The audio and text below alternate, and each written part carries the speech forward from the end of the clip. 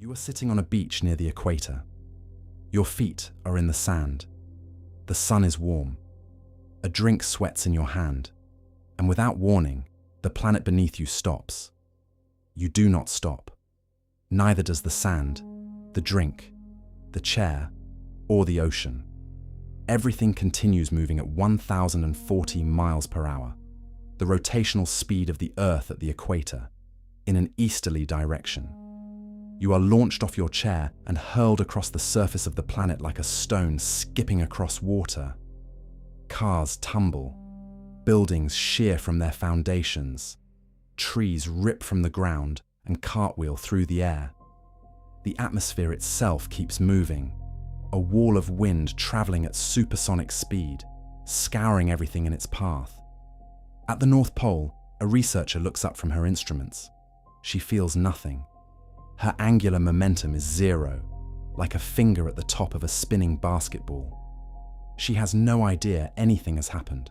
Her coffee is still warm. Her screen still glows. 1,000 miles south, the world is ending. She will find out soon enough. The wind is the first thing that kills. The atmosphere, no longer dragged along by the planet's surface, becomes a weapon. At the equator, air moves at 1,000 miles per hour, 4 times the strongest hurricane ever recorded. The most powerful wind gust ever measured on Earth was 253 miles per hour during Tropical Cyclone Olivia in 1996. Multiply that by 4. Steel-framed buildings flex, then fold. Glass becomes shrapnel. The sound is not a roar. It is a pressure that flattens your eardrums before you hear it.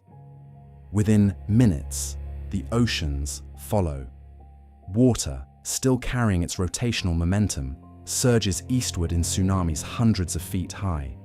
They roll across every coastline, swallowing harbors, flooding plains, climbing foothills. The wave does not break like a normal wave. It simply advances, a wall of water that does not stop rising. You watch a container ship in the distance lift from the ocean and set down 3 miles inland, resting upright in a wheat field. Its navigation lights still blink. Its cargo of refrigerators and flat-screen televisions sits undamaged in the hold. The ship does not know it is no longer at sea. As the wind calms, and it does calm, friction eventually slowing the atmosphere, the tectonic plates, still carrying their previous momentum, grind against each other with new force. Earthquakes ripple across continents.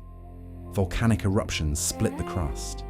The Earth's surface cracks open like the skin of a fruit thrown against a wall.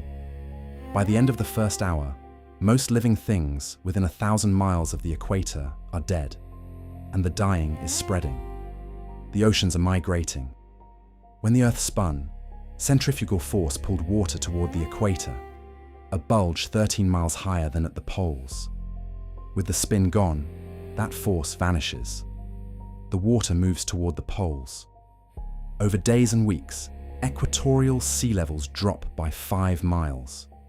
Coastlines underwater for hundreds of millions of years emerge, raw, barren, coated in deep-sea sediment, never touched by sunlight. A new supercontinent forms around the equator like a belt. At the poles, the water rises. Any land north of Spain or south of Argentina disappears beneath a new polar ocean. The map redraws itself. 2 vast polar oceans, separated by a ring of exposed land that has never seen rain, never grown a plant, never been walked on by anything with legs. But the strangest change is the day. Without rotation, 1 day now takes an entire year. 6 months of unbroken sunlight. 6 months of absolute darkness. On the day side, the oceans boil first, great clouds of steam rising from the shallows before the water is gone entirely. Rock bleaches white, then cracks. On the night side, temperatures drop to negative 150 degrees. The carbon dioxide in the air begins to freeze. Snow, but not water snow. Dry ice, settling silently on a planet that has never seen it before. Between them, a strip of perpetual twilight traces a slow circle around the planet, 600 miles wide. You would have to walk westward, constantly, to stay in it. Most people could not walk fast enough. You find a compass on a desk in what used to be a laboratory. The needle swings, trembles, and settles, pointing north, as it always has. But the magnetic field that guides it is dying. Deep in the outer core, a mass of molten iron the size of the moon has been turning for 4 billion years. Without the planet's rotation to drive it, the dynamo slows. The field that has shielded every living thing from solar radiation begins to thin. And then the sun does what the sun does. It releases a coronal mass ejection, 1 billion tons of charged particles aimed directly at Earth. With the magnetic field intact, this is a light show, the aurora borealis, ribboning green and violet across the sky. Without it, the aurora spreads wrong. It presses downward instead of dancing. Its colors shift to deep red, then white.